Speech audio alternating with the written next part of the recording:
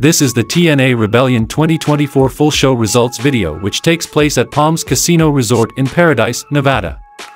The show started with a match between Ace Austin, Chris Bay, and Leon Slater versus Trey Miguel, Zachary Wentz, and Myron Reed, and the result of this match was Ace Austin, Chris Bay, and Leon Slater won the match by pinfall when Bay caught Reed to counter for a cutter. That move set up Slater launching for a 450 Swanton as ABC kept eyes on the Rascals to protect the pinfall.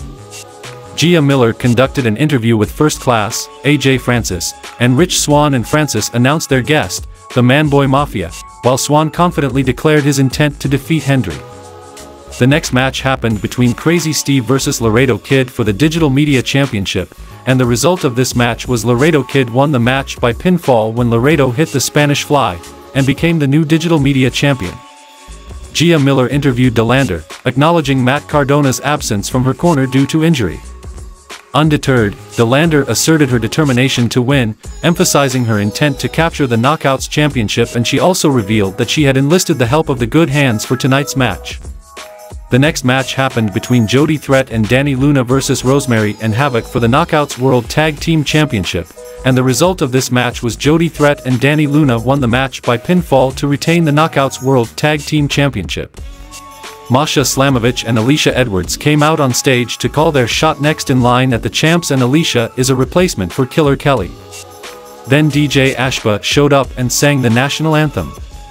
Then we saw a match between Mustafa Ali versus Jake Something for the X Division Championship, and the result of this match was Mustafa Ali defeated Jake Something when Ali scored a roll-up and grabbed the ropes to secure the pin, and retained the X Division title.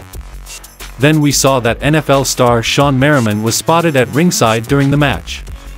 The next match happened between Rich Swann versus Joe Hendry, and the result of this match was Rich Swann defeated Joe Hendry by pinfall when former NFL football player Shawn Merriman was seated in the front row, and he stepped in to stop Francis' antics. Merriman entered the ring to jack jaws with Francis. As the referee tried to restore order, Merriman blindsided Hendry with a clothesline, and then Swann hit the frog splash. Rich Swann emerged triumphant, while Merriman embraced Francis after the match, adding a layer of intrigue to the ongoing storyline.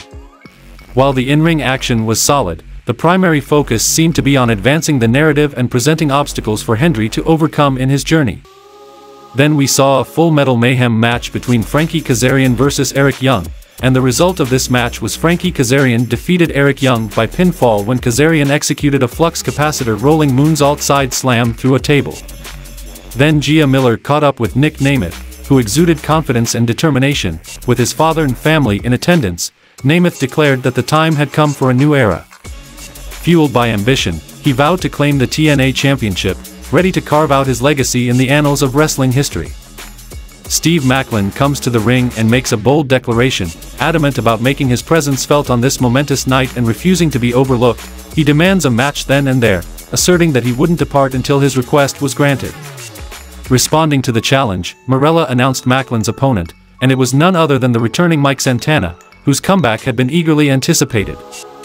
Then we saw a match between Mike Santana versus Steve Macklin, and the result of this match was Mike Santana defeated Steve Macklin by pinfall.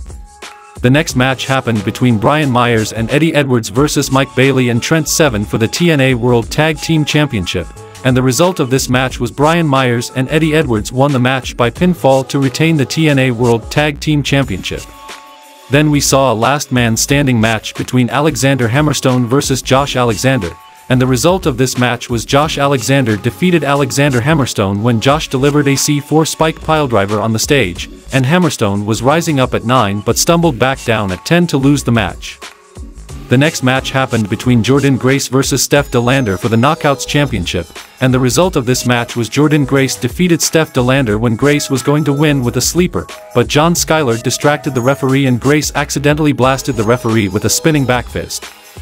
SDL smashed Grace with the title belt, and the Good Hands stole the ref's shirt to make the count. Lights out, and PCO was in the ring for the save.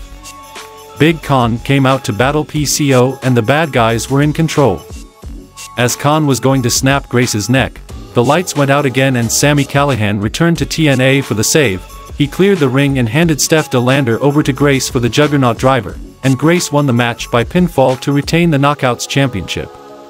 In the main event of the show, we saw a match between Moose vs Nick Nemeth for the TNA World Championship, and the result of this match was Moose defeated Nick Nemeth by pinfall with a spear to retain the TNA World Championship. As Moose celebrated his hard-fought victory with the system, a sudden interruption occurred and the arena plunged into darkness, and a familiar video played, signaling the arrival of none other than Broken Matt Hardy. Hardy emerged, unleashing his signature twist of fate on Moose to the ecstatic chants of "Delete" from the crowd. In a dramatic conclusion, Hardy brandished the TNA title triumphantly as the TNA Rebellion goes off the air with leaving fans buzzing with excitement.